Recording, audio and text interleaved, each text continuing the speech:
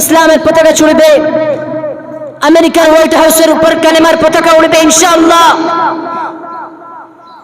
দিল্লির পদে পদে কালেমার পতাকা উড়বে, চায়নার বিল্ডিং এর পদে পদে পতাকা উড়বে। কুদরতের মালিক একমাত্র আল্লাহ, আল্লাহ ইনশাআল্লাহ ইনশাআল্লাহ আল্লাহ পাক রব্বুল আলামিন এই ইসলামকে এগিয়ে নিয়ে চলে যাবে। বারাকাতু।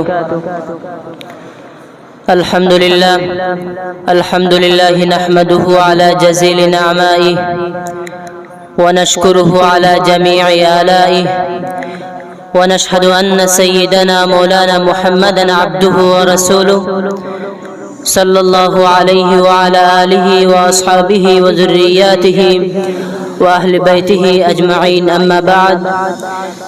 فأعوذ بالله من الشيطان الرجيم. بسم الله الرحمن الرحيم. إن الله لا يغير ما بقوم حتى يغير ما بأنفسهم. وقال النبي صلى الله عليه وسلم: اغتنم 5 قبل 5، شبابك قبل حرمك وصحتك قبل سقمك، إلى آخر الحديث. সম্মানিত আজকের এই মহতি সভার সভাপতি সাহেব এবং আমার প্রাণপ্রিয় ভাই বন্ধুরা, আল্লাহ পাক রব্বুল আলামিন আমাদের আজকের এই এক আড়ম্বরপূর্ণ মজলিসে বসার তৌফিক দান করেছেন, তাই সকলে একবার শুকরিয়া আদায় করি আলহামদুলিল্লাহ। আমি আপনাদের সামনে দাঁড়িয়ে আছি সভাপতি সাহেবের হুকুম পালনার্থে।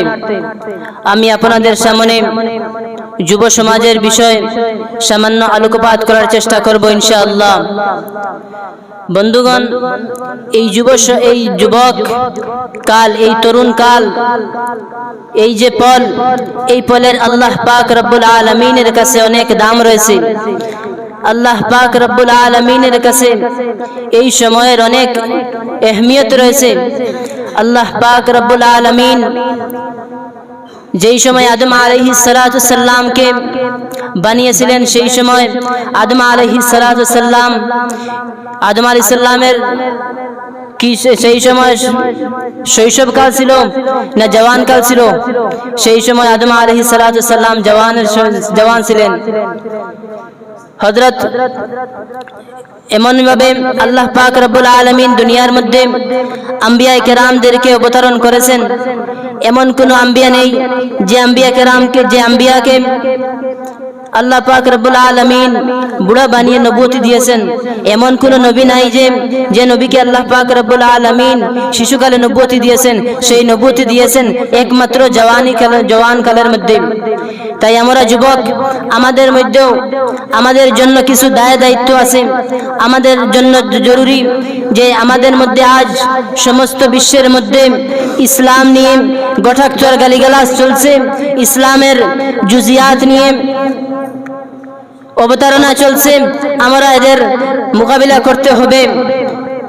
পৃথিবীর ইতিহাস সাক্ষী, সমস্ত ইতিহাস সাক্ষী, এই ভারতের মধ্যে ইসলাম এসেছিল একমাত্র একজন জওয়ানের মধ্যে। যে জওয়ান ছিলেন তার নাম ছিল মুহাম্মদ বিন কাসিম। 1793 খ্রিস্টাব্দের মধ্যে মুহাম্মদ বিন কাসিম সিন্ধার মধ্যে এসে ইসলামের পতাকা উত্তোলন করলেন। সেই মুহাম্মদ বিন কাসিম কি বুড়া মানুষ ছিলেন? সেই মুহাম্মদ বিন কাসিম ছিলেন মাত্র 17 বছরের একজন টপটপে যুবক। এছাড়া আরো বিভিন্ন দলিল রয়েছে যে আল্লাহ পাক রব্বুল আলামিন ইসলামকে বিশ্বের মধ্যে প্রকাশ করেছেন একমাত্র এই তরুণ আর যুবকের মাধ্যমে। হযরত ওমর রাদিয়াল্লাহু তাআলা আনহু যেই সময় ইসলাম গ্রহণ করেছিলেন মাত্র 27 বছরের টপটপে যুবক ছিলেন। হযরত ওসমান গনি যেই সময় ইসলাম গ্রহণ করেছিলেন মাত্র 17 বছরের যুবক ছিলেন। হযরত আবু বকর সিদ্দিক রাদিয়াল্লাহু আনহু যেই সময় ইসলাম গ্রহণ করেছিলেন মাত্র 23 বছরের যুবক ছিলেন। ইসলামের আরেকজন বহুত বড় সিপাহ সালার যার নাম হলো খালিদ বিন ওয়ালিদ, যেই সময় ইসলাম গ্রহণ করেছিলেন মাত্র 32 বছরের টপটপে যুবক ছিলেন। কিন্তু আজ আমাদের মধ্যে এত সব জওয়ান যুবক মুসলমান থাকা সত্ত্বেও আমাদের মধ্যে ইসলামকে নিয়ে গালিগালাজ চলছে, ইসলামের জুজিয়াত নিয়ে গালিগালাজ চলছে। আমি ওই সকল যুবকদেরকে বলতে চাই, আপনারা শুনে রাখুন, আমাদের মধ্যে যে ইসলাম আর রুকুন রয়েছে, একমাত্র তার দায়িত্ব হলো আমাদের যুবক তরুণদের হাতে। এই যুবক আমাদের ঈমান ও ইসলামকে কিভাবে বাঁচাতে হবে সেই বিষয়ে বলেছেন হযরত মাওলানা পীর জুলফিকার রহমতুল্লাহ আলাইহি। তিনি একটি কিতাবে বলেছেন, যেরকম আসহাবে কাহফ তাহাদের ঈমানকে বাঁচানোর জন্য তারা একটি জঙ্গলের গারের মধ্যে লুকিয়ে তাদের ঈমানকে বেঁচিয়েছিল। বর্তমান জামানার মধ্যে যদি কোনো জওয়ান যুবক তাদের ঈমান ও ইয়াকিনকে যদি বাঁচাতে চায়, তার মাত্র দুইটি রাস্তা। একটি রাস্তা হচ্ছে এই মাদারিস ইসলামিয়া, আর একটি রাস্তা হচ্ছে তাবলীগি জামাত। কিন্তু অত্যন্ত দুঃখের বিষয় যে আজকে এই কওমি মাদ্রাসা নিয়ে একদল পশ্চিমা দলালেরা এই মাদ্রাসা নিয়ে গোটাক্ত করেছে। এই মাদ্রাসার উপর তারা অনেক অবতারণা করেছে।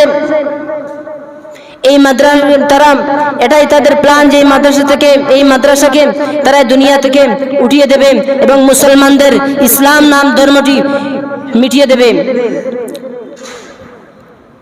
এই মাদ্রাসার অসাধারণ ভূমিকা রয়েছে স্বাধীনতা সংগ্রামে, সে বিষয়ে আমি আপনাদের সামান্য দৃষ্টান্ত দিতে যাচ্ছি। এই মাদ্রাসায় অনেক এরকম শিষ্য ছিলেন যারা নাকি শুধুমাত্র একটি সমাজ নয়, একটি গোত্র নয়, সমস্ত বিশ্বকে, সমস্ত ওয়ার্ল্ডকে তারা দেখিয়ে দিয়েছেন যে তারা স্বাধীনতা সংগ্রামী একজন ইসলামী নায়ক হিসেবে। তার উদাহরণস্বরূপ হযরত মাওলানা আল্লামা ফজলে হক খয়রাবাদী রহমতুল্লাহ আলাইহি যেই সময় ব্রিটিশ শাসন ব্রিটিশ উলামাদেরকে ধরে ধরে কাতল করে দিয়েছিল 1857 খ্রিস্টাব্দের পর, সেই সময় আল্লামা ফজলে হক খয়রাবাদী দিল্লির জামে মসজিদের মধ্যে মাত্র 300 উলামায়ে কেরামদেরকে নিয়ে একটি মজলিসে শুরা পেশ করেছিলেন। সেই মজলিসে শুরার মধ্যে তিনি জিহাদের ফতোয়া উচ্চকণ্ঠে জারি করে দিয়েছিলেন। সেই সময় তিনি উলামায়ে কেরামদের সাথে মতামত করে কয়েকটি কিতাব লিখেছিলেন। সেই কিতাবকে সাম্রাজ্যবাদী ব্রিটিশ বাজেয়াপ্ত করে আল্লামা ফজলে হক খয়রাবাদী রহমতুল্লাহ আলাইহিকে জেলের মধ্যে নিক্ষেপ করে দেয়।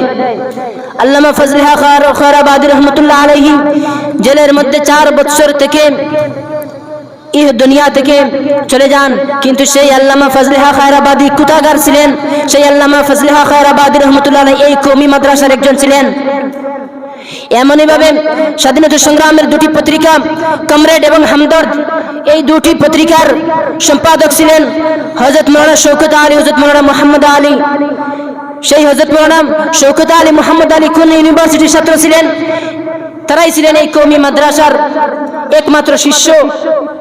এছাড়া আরো বিভিন্ন উলামায়ে কেরামের অবদান রয়েছে যারা নাকি এই স্বাধীনতা সংগ্রামের জন্য অসাধারণ ভূমিকা পালন করেছেন। এছাড়া রয়েছেন হুসাইন আহমদ মনির রহমতুল্লাহ আলাইহি। হুসাইন আহমদ মনির রহমতুল্লাহ আলাইহি যেই সময় একটি ফতোয়া জারি করে দিলেন যে ব্রিটিশদের আয়ত্তে চাকরি করা হারাম, সেই সময় ব্রিটিশরা তাকে সরাসরি গুলি করার আদেশ দিল। স্বাধীনতা দিবসের কিছুকাল পূর্বে সমস্ত বিশ্ব জুড়ে সমস্ত গা জুড়ে একটি সমাবেশ হয়েছিল। সেই সমাবেশে জাতি ধর্ম বর্ণ নির্বিশেষে সকলে একত্র হয়েছিল। সকলে মনে মনে একটা চিন্তা করেছেন যে এই মজলিসের মধ্যে হুসাইন আহমদ মনির রহমতুল্লাহ আলাইহি আসবেন না, কেননা তার প্রতি সরাসরি গুলির আদেশ দেওয়া হয়েছে। কিন্তু অত্যন্ত আশ্চর্যের বিষয়, হুসাইন আহমদ মনির রহমতুল্লাহ আলাইহি নিজের জানের পরোয়া না করে, নিজের জীবনের পরোয়া না করে মজলিসের মধ্যে উঠে গেলেন। আর তার মাথার মধ্যে কাফন ছিল। আর ব্রিটিশকে বললেন, मुझे खाक समझकर गोल ना करो यारो, मैं भी किसी के बनाए हुए हो। সেই হুসাইন আহমদ মদিনী রহমতুল্লাহ আলাইহি কোন ইউনিভার্সিটির ছাত্র ছিলেন? সেই হুসাইন আহমদ মদিনী রহমতুল্লাহ আলাইহি এই কওমি মাদ্রাসার ছাত্র ছিলেন। তাই আমি আমার প্রাণ প্রিয় জওয়ান যুবক ভাইদেরকে বলতে চাই, ইসলামকে রক্ষা করতে এই কওমি মাদ্রাসার সাথে জড়ে থাকুন। ইসলামকে রক্ষা করতে কোরআন আর হাদিসকে আঁকড়ে ধরুন। এই ইসলামকে রাখার জন্য কোরআন ও হাদিসের উলামায়ে কেরামের সাথে জড়িত থাকুন। তাহলে আমার ধারণা পুরো বিশ্বের মুসলমানদের, পুরো বিশ্বের উলামায়ে কেরামের ধারণা, যদি জওয়ান যুবক তরুণরা যদি ইসলামের মধ্যে এসে যায়, তাহলে আবার বিশ্বের মধ্যে কালেমার পতাকা উড়বে। আমার মনে হয় আমরা যদি এখন ঐক্যবদ্ধ হয়ে যদি ইসলামের মধ্যে যদি দাখিল হতে পারি, সমস্ত বিশ্বের মধ্যে নয়, সমস্ত বিশ্বের মধ্যে ইসলামের পতাকা ছুড়বে। আমেরিকার হোয়াইট হাউসের উপর কালেমার পতাকা উড়বে ইনশাআল্লাহ। দিল্লির পদে পদে কালেমার পতাকা উড়বে। চায়নার বিল্ডিং এর পদে পদে পতাকা উড়বে। কুদরতের মালিক একমাত্র আল্লাহ।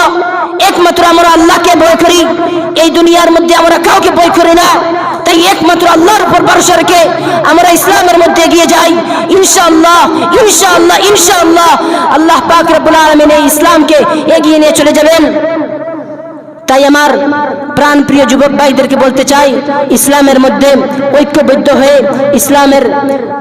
ইসলামকে বাঁচানোর জন্য উলামায়ে কেরামের 7 দিন, এই কওমি মাদ্রাসার 7 দিন সময় মূল্যপতা হেতু আমার ক্ষুদ্র বক্তব্যের ইতিরেখা এখানে টানলাম। ওয়া আখিরু দাওয়ানা আলহামদুলিল্লাহি রাব্বিল আলামিন।